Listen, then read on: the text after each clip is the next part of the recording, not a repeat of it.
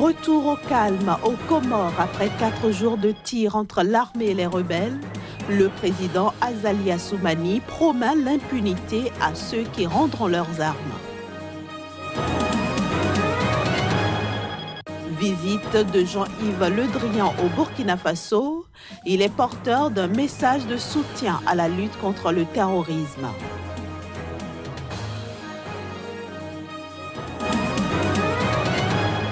Inculpation de 7 dirigeants sportifs au Kenya. Parmi eux figure l'ancien ministre Hassan Wario.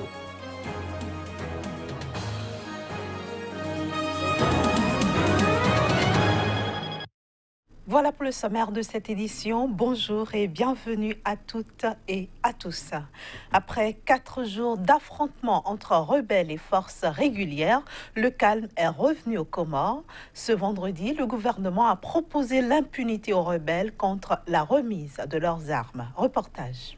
Après 4 jours d'affrontements entre rebelles et forces régulières dans Mounsamoundou, la vie reprend timidement son cours normal dans la capitale de l'île comorienne d'Anjouan. Ce vendredi, les populations ont vaqué normalement à leurs occupations et les commerces ont rouvert leurs portes. Selon un protocole d'accord signé entre le gouvernement comorien, l'exécutif de l'île d'Anjouan contrôlé par l'opposition et une délégation de la ville de Mounsamoundou, le président Azali Assoumani est disposé à accorder l'immunité à toute personne civile qui rendra son arme aux notables qui les remettront ensuite à l'armée. La seule condition que nous avons demandée à ces notables-là, que c'est à eux maintenant d'aller réunir leurs enfants, nos frères, parce que j'en fais partie, et de leur dire la vérité. Parce qu'ils ont une seule chose qu'ils demandent. Quel serait leur sort après avoir rendu les armes? Nous leur donnons la garantie, je l'ai dit d'une manière solennelle. Le président l'a dit, ces gens-là ne seront pas punis. Selon le protocole d'accord, les armes devraient être remises entre 6 h du matin et 18 h ce vendredi. Un délai jugé trop court par les rebelles. Ils auraient souhaité que le président Azali accepte une prorogation du délai. Depuis le référendum constitutionnel du 30 juillet dernier, le climat politique s'est dégradé aux Comores. Les opposants accusent le président Assoumani de se comporter en dictateur de république bananière et de vouloir se maintenir au pouvoir. Au Burundi, le président du groupe parlementaire d'opposition Amizero, Yabarundi, est accusé d'avoir planifié l'élimination du président Pierre Nkurunziza.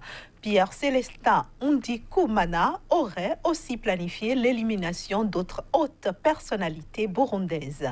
Ces accusations ont été portées par le ministère de la Sécurité publique. Plus de précisions dans ce reportage.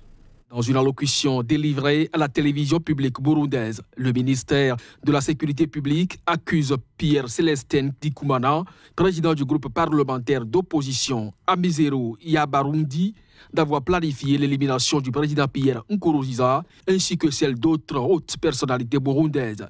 Selon le porte-parole du dit ministère, il s'agit d'un complot visant à éliminer le président burundais, mais aussi son vice-président Gaston Sidemo, le deuxième vice-président Joseph Boutoré et le président de l'Assemblée nationale, Pascal Nyamenda. La tâche aurait été confiée à un commando dont 3 membres présumés ont déjà été arrêtés. Parmi eux figure un homme qui a travaillé comme domestique pendant quelques mois en 2015 chez Pierre Célestin Ndikumana.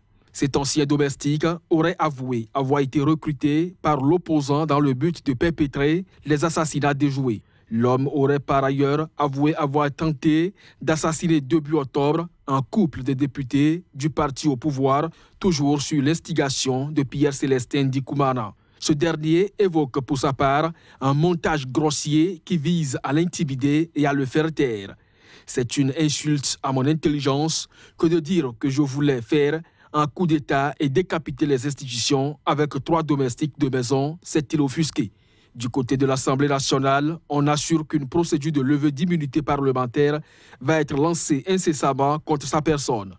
Parallèlement, l'enquête va se poursuivre selon la police pour identifier toutes les personnes qui sont derrière le complot allégué.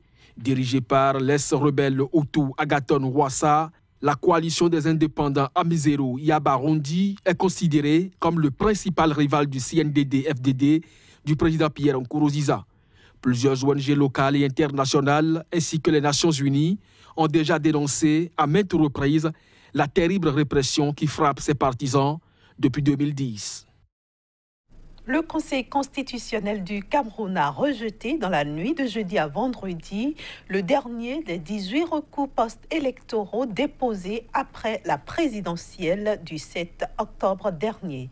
Il s'agit du recours de l'opposant Joshua Oshi du Social Democratic Front, principal parti d'opposition. Au bout du compte, aucun des 18 recours formulés n'a abouti. Au petit matin de ce vendredi, le Conseil constitutionnel a clôturé l'audience consacrée au contentieux post-électoral. C'était après avoir rejeté le dernier des 18 recours post-électoraux déposés après l'élection présidentielle. Ce dernier recours était celui de l'opposant Joshua Oshi, candidat du SDF, principal parti d'opposition, qui avait saisi cette institution pour demander l'annulation totale du scrutin, estimant notamment que l'élection n'a pu avoir lieu dans les régions anglophones en raison de la situation sécuritaire sur place. Mais selon le Conseil constitutionnel, l'élection a bel et bien eu lieu dans les deux régions du nord-ouest et du sud-ouest où il a été enregistré respectivement un taux de participation d'environ 5% et 15%. Depuis mardi matin, le Conseil constitutionnel étudie les 18 recours déposés. Jeudi soir, il a rejeté celui de Maurice Kamto, qui avait revendiqué le 8 octobre la victoire à la présidentielle. Une autre requête du candidat Kamto, dans laquelle il demandait la récusation des 6 membres du Conseil constitutionnel, les accusant d'être membres ou proches du RDPC, le parti au pouvoir, avait déjà été débouté mardi. En visite au Burkina Faso, le ministre français des Affaires étrangères Jean-Yves Le Drian a rencontré son homologue burkinabé Alpha Bari à Ouagadougou. À cette occasion, le ministre français a réitéré la disponibilité et la solidarité de la France dans la lutte contre le terrorisme. Le ministre français des Affaires étrangères Jean-Yves Le Drian a réitéré à l'issue d'un long entretien avec le président burkinabé Roch-Marc Christian Kaboré ce vendredi à Ouagadougou, la disponibilité de la France à aider à la sécurisation du Burkina Faso, touché par des attaques djihadistes récurrentes. On redire de la part de la France et de la part du président Macron combien nous sommes solidaires et disponibles. Solidaires dans le combat, disponibles dans l'action. Pour faire en sorte que ce combat contre le terrorisme, qui est un combat commun, puisse donner des résultats. On a toujours pensé que c'est un problème dans le désert, c'est arrivé au Sahel et ça peut arriver au niveau des côtes en Afrique de l'Ouest parce qu'on parle maintenant d'attaque à la frontière avec le Bénin et le Bénin ce n'est plus le Sahel. Donc on doit rester soudés, on doit se serrer les coudes avec nos forces qui sont des forces alliées dans notre zone, principalement les Français avec la force Barkhane. Jean-Yves Le Drian s'est ensuite rendu à l'inauguration de la Maison de l'innovation et de la jeunesse, nommée La Ruche, qui doit catalyser l'interaction entre les jeunes talents, les start-up du numérique ainsi que l'offre française d'enseignement supérieur. C'est la suite du discours du président Macron à l'université Kizerbo. La France croit aux capacités de la jeunesse burkinabé et le démontre en contribuant à mettre en œuvre ce lieu qui est un lieu de création, d'innovation et de création du Burkina de demain. Longtemps épargné par les groupes armés actifs au Sahel, le Burkina Faso est confronté depuis mars 2015 à des attaques djihadistes de plus en plus fréquentes et meurtrières. Ibrahima Ba, tué mardi dernier lors d'une manifestation en Guinée, a été inhumé à Conakry. Plusieurs militants de l'opposition ont assisté à la cérémonie funéraire au cours de laquelle Cellou Dalein Diallo a dénoncé l'impunité qui profite aux forces de sécurité dans le pays. Ces gens qui sont recrutés, payés, formés, équipés pour assurer notre sécurité sont devenus une source d'insécurité parce que l'impunité leur est garantie. Tous les accords politiques comportent cette disposition qui engage le gouvernement à mener des enquêtes et à identifier les auteurs et commanditaires des crimes pour qu'ils soient déférés devant la justice. Pourquoi ça ne se fait pas? Ces derniers temps, l'exercice, M. Alpha Condé et ses collaborateurs consiste à dire non, C'est l'opposition, c'est les manifestants qui tuent les manifestants. Je le disais en titre, sept dirigeants sportifs du Kenya, dont l'ancien ministre des Sports Hassan Wario et le légendaire athlète Kip Keino, sont inculpés pour corruption et détournement de fonds. Les faits qui leur sont reprochés remontent aux Jeux Olympiques 2016 à Rio de Janeiro. L'ancien ministre kenyan des Sports Hassan Wario et deux autres fonctionnaires sont officiellement accusés de corruption dans le cadre des Jeux Olympiques de Rio de 2016. C'est la sentence de la justice dans ce dossier qui a éclaté lundi, impliquant 7 sportifs et dirigeants de sport au Kenya. 4 d'entre eux se sont présentés lundi déjà devant le tribunal de Nairobi qui les a inculpés. 3 étaient absents, dont Hassan Wario, actuel ambassadeur du Kenya en Autriche, et Kipchoge Keino, double champion olympique de demi-fond et ex-président du comité olympique kenyan. Le juge Douglas Ogoti a prévenu qu'il lancerait un mandat d'arrêt à destination des 3 absents s'ils ne se présentaient pas d'eux-mêmes devant la justice avant jeudi. Les accusés présents ont plaidé non coupables et ont été libérés sous caution. Les 7 dirigeants doivent répondre d'accusations d'abus de pouvoir et de non-respect des lois sur la gestion des fonds publics en lien avec le détournement de plus de 500 000 $ lors des Jeux Olympiques de 2016. La corruption est fréquente au Kenya, où des millions de dollars d'argent public sont détournés chaque année. Aux Jeux Olympiques de 2016, des tenues d'athlètes kenyans avaient également été volées par des officiels.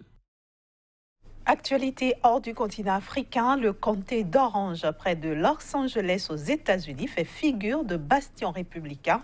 Après avoir voté majoritairement pour Hillary Clinton à la présidentielle de 2016, cette région pourrait offrir 7 des 23 sièges dont les démocrates ont besoin pour faire basculer la Chambre des représentants. Une arrivée de champions et un optimisme débordant.